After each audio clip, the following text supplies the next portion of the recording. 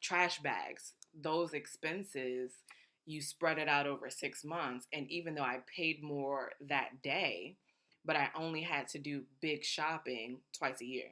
So that twice a year could be refund time, which you shouldn't be getting a big refund. But let's just That's go a there. whole nother conversation. Refund time, student loan refund time.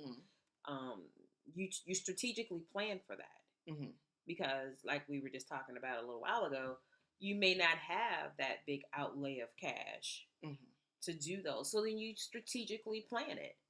You stagger it. Every 3 months, every quarter, you do something.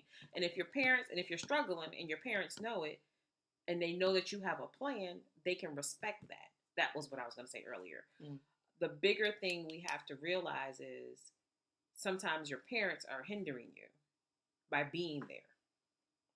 They don't exactly. They don't realize it at the time. But if you're only paying $300 or $500 in rent, that's not a realistic expectation of life. And so you wind up staying. Unless you realize real rent is $1,200. Well, it depends on where you are. But it can be as much as $1,200 for a one bedroom. Then you gotta learn how to live with somebody. Because you're at $500. If your rent budget is $500, yeah, you gotta suck it up. Right. And then we try to cushion because our parents in general, this is in general, our parents have they made us figure it out. Which created resilience, which created tenacity, which created, we got to figure this out. Because our parents didn't have it. Not that they didn't, but, they didn't. And so you figure it out. Because a lot of your generation's parents lived through things like the Great Depression. They lived through the country's hardest financial time and made it work. Which kudos to them, because I don't know that I could survive. I have first world problems. I can't survive without bacon and steak. Steak, yeah, right. I never had a steak growing up, but that's another story. Sorry. It's real life. But it created a different parenting style Mm-hmm. for your parents. And then we grew up saying, okay, we'll take the struggle so our kids don't have to struggle. Right. But what that has done is handicapped y'all. That's just real talk. It's handicapped you to a point where we don't know how to do it. You don't know how to struggle. You can't handle the struggle. Absolutely. And the resilience can take you out. And that is something that I don't know how we delicately balance that, because I don't feel like I spoiled Tierra, but there was never a need or a want that she kind of didn't have. Thank God. But it wasn't from the intent of, that's my baby, I'm going to get everything she wants. She never asked for much. Right. And so whenever she had asked for something, it showed up. Which created the expectation. If I want something, it shows up. It's there. And then when it's not there, it's a little harder. It's a slight. I'm spoiled. I can admit it. I'm working on it. I'm trying. Okay. You're getting there. You're almost there. Whew, life done knocked me out. That's why. So, I've messed up. I've hit financial rock bottom. I'm at my lowest point. What do I do now? You take a fair look at everything you have on the table. Pull everything onto the table. Everything. Mm-hmm. Then we put it in groups. What do you have to pay right now? Mm-hmm. What? Say you're in debt, financial debt, and people are calling you. You can't even answer your phone now because people are calling. It's not a fun feeling. No, it's not, I'm sure. And then you take that pile, and we deal with that in a way. Well, let's talk about the settlement process. Let's address that. So for people pause that right there now, so we can come back. So you take all of your buckets of what money has to be paid, and let's look at it. You might need a cash infusion. You might. If you have a decent job where you can sustain yourself and it takes some tweaking on where you're spending, then we can fix it. But if you really just can't, then we need to talk about that. And you might need to borrow some. And I say borrow from your parent, sister, brother, cousin, uncle, granddad, whatever. Because at this point, you're taking responsibility. And there's no way for you to get out of the hole without that help. That's when we go to that extreme. But go there with a detailed plan and say, this is my problem, this is what I want to do about it, and this is how I plan to fix it. And this is how I'm going to pay you back. Mm-hmm. I didn't say go to a credit card. Right. I didn't say go to a bank. Mm-hmm. If you don't have those resources available, then that might still be, we'll deal with that on a different level. We can always, get more help or suggestions at Tina. It's a Tina affair. It's just like it's spelled. It's a TinaAffair.com. You can shoot me an email, Tina at It's a Tina Affair, and I will be willing to, to talk to you or give you at least one conversation if that is your struggle and you just don't know where to start. But sidebar, your question, you said so if I'm so now that we've looked at the buckets, we have our bills. We're gonna then look at where are we spending the current money coming in. Okay. Where is the money going? Right. And one thing I need y'all to understand, this is so not just a millennial problem. It really isn't. I see this all the time, every day. And it's a knowledge problem. It's an access problem. So once we look at where your money, what money you have, what money is due, and what money you have to spend, then we look at where did the money go? Honestly.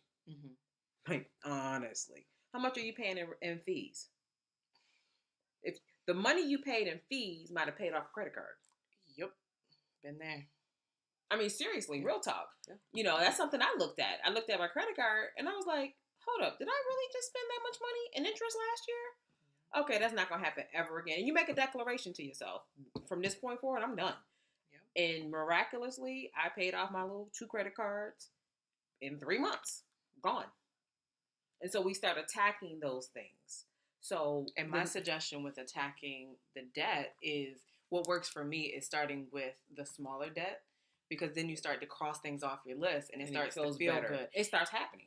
And it starts, you actually accomplish it. And for me, I'm at the point now where I'm sick of debt. I don't want no more debt. And it's because I know how rewarding it is to cross it off of my list. So if I have phone people calling me and chasing me down, and to the extent where I have to block numbers and all of this because I have loans that are in settlement, what is the best course of action for dealing with those types of companies? Be comfortable knowing that you owe it, first of all. If you do owe it and you're unable to pay it, but you have some money, because I think what we did for you, we found out what you were spending, what you had left, and what was coming in the near future. So if you're getting a bonus, or you're going to work a holiday job, or you're going to work a part-time job, you need to be able to work with you need to talk to them. The one thing they try and do is bully you. Absolutely. They will bully you, and their job is to collect. Not mad at them. That's their job. They are there to very collect. aggressive about it. And you have to be very firm. This is what I can do. Right. What are you going to do? You ain't getting it now anyway, so what's the difference? Right. So you have to be firm at what you can do, what you have available, what's available. You acknowledge the debt, and you ask them, this is what I can do for the next 2-3 months or whatever. They're not going to take it on the first round. First 5 rounds. Oh, 5, I didn't know. But you just need to know. You need to know what you can do. Yeah.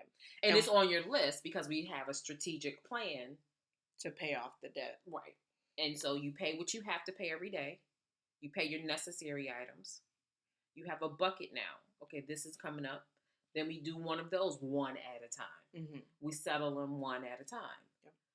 If you go ahead. And I was going to say, in that process, just in the spirit of transparency, I had one settlement where we did settle, and I set up a monthly payment. Personally, I didn't like that option because it felt like every time I got paid, money went to this. But you spent the money. But it was my debt, and I do accept that. And they didn't charge you all of the debt. And they did not charge me all of the debt. More like, what, a third? So it went from about $8,000 to $3,000. Yeah, so almost in the settlement. So then I had another instance where it went from $5,300 to $3,100. But because I had money set aside in my savings, I told them just take it. And to me, I made the decision with her counsel, but I made the decision that it was more important to pay it off and be done than to hold the savings in my account. Yes, I have to rebuild that savings up, and yes, it hurt real bad, but it was worth it. But it costs you. It's an opportunity cost. What are you willing to give up to get what you want? Mm-hmm. So yes, you want to get your own place sooner, and right. you feel like I just got to do this. You have to calculate. And the thing about life is, when you have a target, it's easier to deal with every day. Absolutely. Because your goal is in mind. Right. You focus on where you're going instead of where you are, if that's the case. And so the opportunity cost of giving up that savings account at that moment, not all of it, I'm sure. Was it all of it? All of it plus some from the picture. Okay, well, it's done. And but it wasn't $900 a month. Correct, which was the other situation. So you gave up that, and then that came off. That now is quicker to come off your credit score, because we talked about credit score does what? Hold you back from getting a house. Correct. Hold you back from getting the car note you need. Hold you back from getting loans or whatever you need to do the next business. If you want to start a business, you need good credit. Right, because they're running you. You're the business, so they're going to run you. Absolutely. So, yes, it hurt for a little while, but now you have a 100-point bump in 3 months on your credit score. Well, I haven't even seen the bump after that payoff. But point being, you're making those sacrifices with the bigger picture. And my bigger picture is I want to be able to buy a house. And I want to be able to do so. And it would likely be cheaper than rent as well. Absolutely. Absolutely.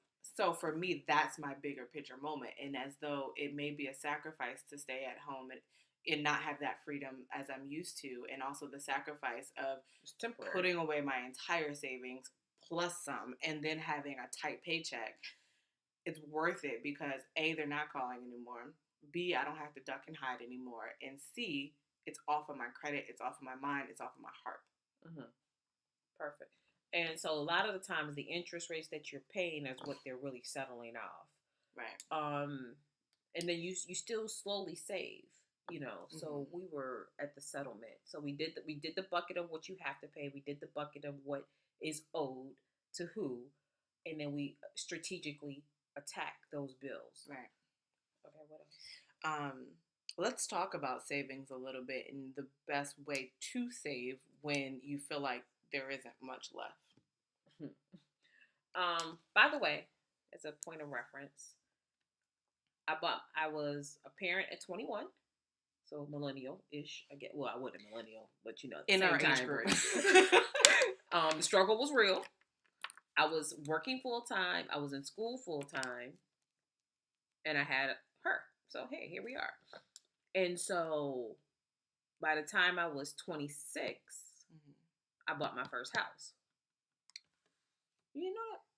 I'm just saying I'm about to be 26 and I'm about to buy my first house. Well, here's the reason I bought a house. Because I moved from Buffalo back down to Maryland, in the D.C. area.